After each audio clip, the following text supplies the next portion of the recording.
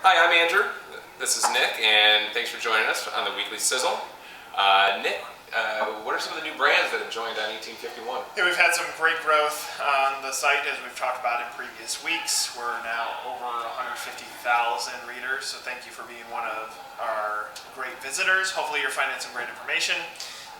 Brand pages, we're working on trying to give the brand pages more visibility onto the main site, so you, the reader, can find the brands that are active on 1851. If you look down on the page, or depending where you see the story, if you go to the main site, you'll see a section that is the brand page content, and whatever the newest story is coming on there. We've had a lot of new brands onboarding, specifically two that I'll call out this week. iStudio Salons. If you go to istudiosalons.1851franchise.com, you can read about that. It's a very interesting concept. Basically, franchisees become the landlord, and they can fill out the spaces with stylists inside their box. It's a really neat concept. Go read some of the material there. They talk about some of their expansion plans, as well as talk about what the brand is.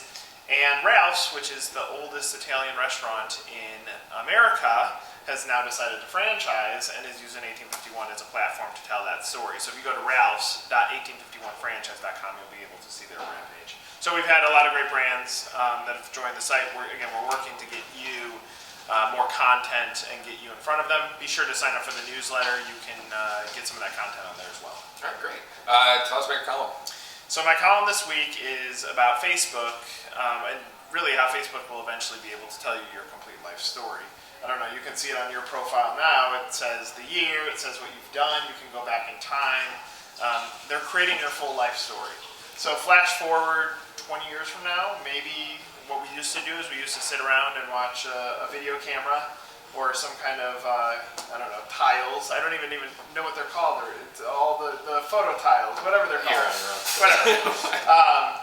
And now technology is going to allow us to track our entire lives. And it's cool. I'm able to sit at home with my children and show them as children, or them as babies, and ask them about how they feel about seeing themselves. It's a really neat experience to have that timeline of their lives. So it's interesting. I think it's scary, but it's also pretty cool that your entire life can be tracked in an online universe. I also, part of the inspiration for the column, not to get overly down on this weekly Sizzle, but when someone dies, I find it interesting how much their life is celebrated on Facebook.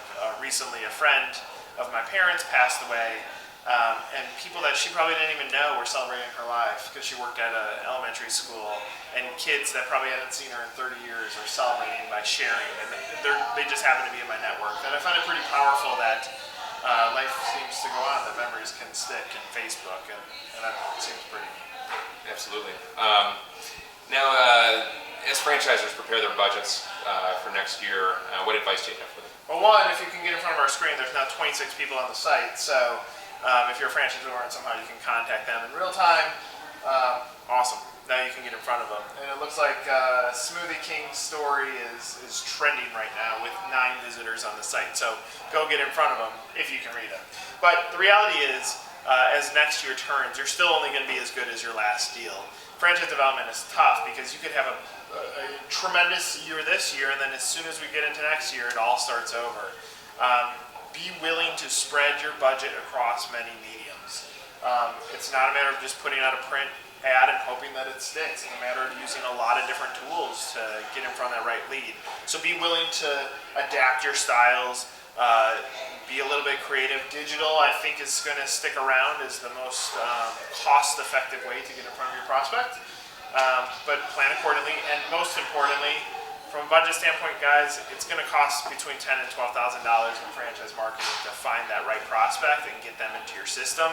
Know that when you plan for the budget, you need to get 40 deals done next year, then you're going to need $400,000 at least to get in front of those 40 prospects. So make sure that you budget proactively so you're not spinning your wheels at the end of the year trying to hit a quota that you've promised to your CEO. So just be conscious of it, be flexible with it, and be smart about your budgeting, and you should be fine going into next year. But the good news is the economy seems to be pointing in the right direction, which means franchising will continue to expand in a positive way. So that's all I got. All right. All right, thanks. This is the Weekly Sizzle. We'll see you next week.